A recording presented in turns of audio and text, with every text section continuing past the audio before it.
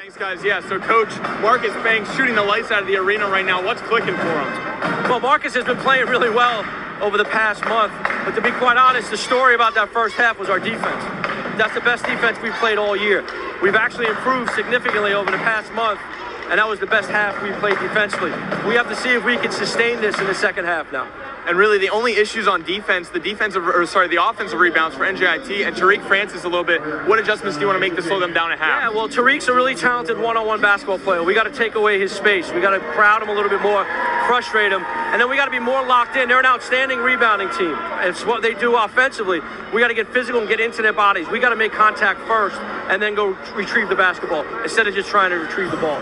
Thanks, Coach. Good luck in the second half.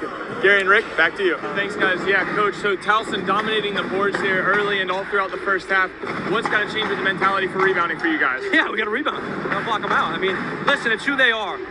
I think they're top 4 in the country in offensive rebounding. They're averaging like 45% of their misses back. Believe it or not, we had them down to 33% of their misses back. But that's been the challenge. And then they got comfortable and started scoring in the lane. We did a good job early. But we have to play our way with pace. But now, if we can clean up the glass, which is hard to do against them, they're exceptional. They just kick the hell out of UMass doing the same thing. So, but that's something we're going to be talking about to adjust to make sure we, have the toughness to block out and gang rebound. Yeah, and what did you like about your offense there in the first half? I thought we really flowed. I thought we played the right way. I thought we shared the ball. There was only a couple of instances where I took quick shots instead of taking a right shot. Yeah, thanks, Coach. Good luck in the second half. Gary, Rick, back to you. Bryson. Thanks, guys. Yeah, the Retrievers Pups have been red hot here so far in America East Conference play, and the latest to be honored for an award is freshman guard Frank Emu. Emu scoring 10 points against Bryant and 24 points against Albany last week. I got a chance to talk to him last night, and he said, although it feels great to win my first award, it feels even better to be back in the win column. And although he's yet to make an appearance tonight, he's bound to make an impact on tonight's game. Thanks, guys. Yeah, Dylan Brown has a chance to do something pretty special here within the next couple of games. The sophomore comes into this afternoon's game just 35 points behind the single-season sophomore scoring record, which has been held by Jarris Lyle since the 2016 season. Brown has averaged 30 points in the last 3 games of America East Conference play and is 8th in the country in total field goals. Brown has 3 points tonight and is going to keep clawing away at that record. Gary, Rick, back to you. Thanks, guys. Yeah, there's something unique about today's game, and no, it's not the fact that we got done eating breakfast right before tip-off. As you can see behind me, 3 different elementary schools, over 600 students. It's a Friday morning at 11 a.m. tip-off, but it feels like a Saturday night 7 o'clock game. Hopefully this atmosphere sticks up for the final 7 minutes of this half. Back to you, Gary and Rick. Yeah, guys, I got a chance to talk to Coach Markwood and just talking a little bit about the flurry of turnovers from UMBC's part and what his defense had to do with that. And he said, we run a really interesting style of defense. We create turnovers not just on pressing and not overplaying the ball, but just staying disciplined in defense. And that starts with our offense as well. He said, we're shooting 35% from the floor right now. It's a league game. We're on the road, down by 4. It's going to be a dogfight, but they're going to look to continue this discipline on defense, as they do right there, going into the second half. Gary, Rick, back to you. Yeah, guys, so I talked to Coach Becker, and he told me, it's never easy when you start off shooting 0 from 15 for the field. And to battle back as much as they have is already impressive. To cut the deficit from 18 to 8 now, he's proud of his guys for how they've battled back. And he told me it's something that we've done all season, too. As you guys said before the break, 6-4 in America East play when losing at halftime. He said we've done a great job of being resilient all year, and we're going to look to continue that today. Gary, Rick, back to you. She was not directly involved in the stat sheet of the play, but she's setting screens. When she's setting a screen, she's sealing her man off and opening up down into the paint, drawing and help side defenders, and then that opens wide open pockets across the court, which was working perfectly for them. So it's allowed them to go into a halftime tied. I think now you come to the third quarter, you let Tova Gelb do her thing in the third quarter, bring all the attention back to her, and then everyone starts hitting shots in the fourth. Sorry to screen you out there, Johnny. I think Bryson is secretly a basketball star, Bench too. is almost made up of not a Batman and Robin, but a Robin and Robin, because you have almost 2 sidekicks that go hand in hand. You got Maddie Gill, who averages 7.5 coming off the bench, Tori Drevner with 4.3. But they work kind of in tandem and off of each other. When one doesn't have their best night, the other tends to. So, when Gill goes and maybe has 4 points a night, Tori Drevner will go and score 11. And vice versa, where we saw Tori Drevner with, I think it was 8 points in that Union game, Maddie Gill went and dropped 20. And if you look at Maddie Gill, She's shooting 55% from 3 in the last 5 games, but she's shooting 50% from 3 for the entire season. For 13, which is good for 23.08%. Yeah, and while we're talking about percentages, RPI shooting was contagious and not in the good way. RPI shot 0 for 7 from 3, so if you don't really know statistics, that's 0%.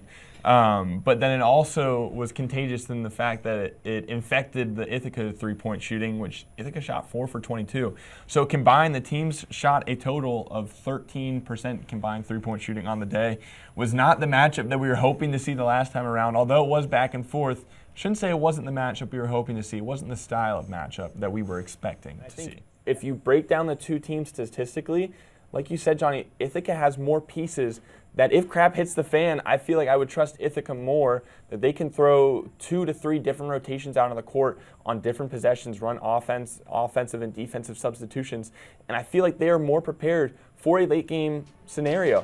But if you look at it, their three-point shooting, like you said, Johnny, if they get hot, this game will never be close, because as soon as the game does get close, they just start pulling away. Because what Ithaca does do is they hit the shots when they matter most. Sorry, Fulton on the service, but McCarthy, she needs to step up here as Sayer's going quiet. Gonzalez Abreu throwing down the hammer. Just the pure power puts it diagonally across the floor. No chance the Herons were getting there. So fun to watch, and you hear the crowd kind of take a collective deep breath whenever Gonzalez Abreu gets up. She has so much height. She has so much boom on the bring down. Incredible stuff. Williams set across to Sayer. Sayer's just going to get a little dink over. Set by Slavin to Prince. Prince, oh, what a dig. But Sayer's hit out of bounds. Prince mishandles it. William Smith, as you allude to, an incredible dig, but still unable, the Herons are, to actually get something on the other side. Ithaca, somewhat of a fortunate point on that one. Fernandez sets it across to Williams. Williams for Ariel. Point Ithaca. And now Ithaca, who was down 6, now has a 6-point lead. Newsom was hot, checks out of this game for just a little bit, coming back in, doesn't look as focused, trying to get her legs back under her. Set across the court for Sayer. Sayer puts the ball off the back netting of the chin.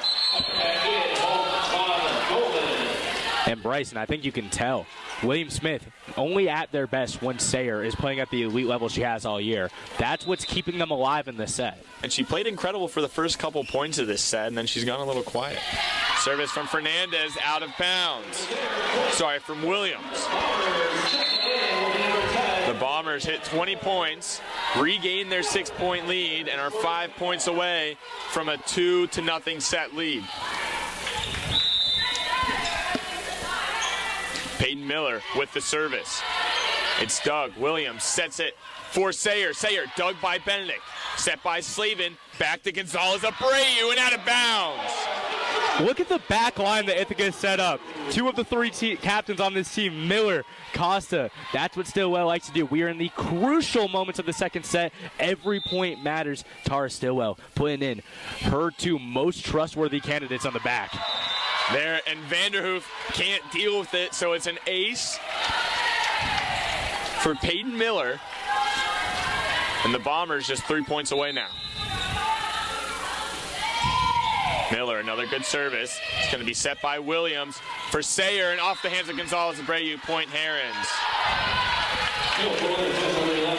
Almost feels like the Chris Paul clip we all know of Chris Paul cutting the lead to, I believe, 43. 7-point lead for the Bombers.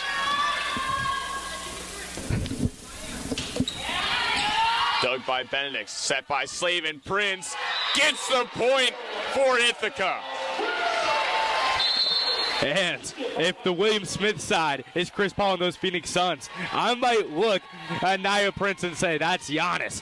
That's Drew Holiday. Whoever the Suns could not keep up against in those finals. Prince, give her a star player, because when her energy is at a high, really hard to get it by her. And Gonzalez Abreu with the ace.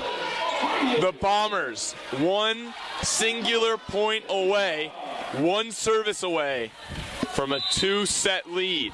and a potential to go a 3-set sweep to be back-to-back-to-back Liberty League champions. Set by Sayer. Set now for McCarthy. It's blocked. Set again. And it's an attacking error for the Herons. And the Bombers take a 2-set lead. The fans. Orman finds her grip. It's a 1-1 count, one away, runner on second. Called ball high.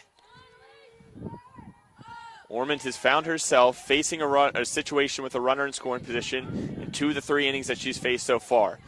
The last time around, she had 2 away. This now, where she has none to begin the account, and 1 away now. 2-1, runner on second, 1 out. This ball chopped back up the middle. It'll move Scheineman to third. Scheineman looking for home, decides to stay at third, and they get Waddington at first. So Waddington does her job in advancing the runner, but the Bombers just really unable to get the ball out of the infield thus far. Great effort, good hustle from Waddington. Didn't end up being able to get to first base, obviously. But hey, this is where Scheineman wants to be. One little mistake, one miscommunication between pitcher and catcher. This could end up being a stolen home base. And now Winklebleck steps in with a runner just a bag away from tying this game at 1. She squares this ball, pops it into the right field gap, and it falls. It's a tied ball game. Beautiful. No, go ahead. Winklebleck, first pitch swinging, and first pitch popping it up into that gap. And a tied game at 1 apiece now. That's exactly what you want. Winklebleck obviously didn't have a great first game of this set, but comes back out, redeems herself pretty cleanly, and now, like you said, tie game, even if it is 2 outs. They're playing with house money now. Petrucci steps into the box, takes a first pitch strike looking. And the Bombers' dugout has some life. I had a chance to talk to catcher Taylor Andrews earlier today just on where the energy and where the hot bats have come from thus far. The 0-1, off speed, called ball in the outside corner of the plate, 1-1 count. She said, the energy in the dugout has just lit our bats on fire thus far. It's what the team can do to hype us up while they're not on the field. And she said, we really like to have fun when chanting and cheering from the dugout, which brings not just the spirits up, but the bats up. The 1-1. Called strike on the outside corner of the plate, 1-2.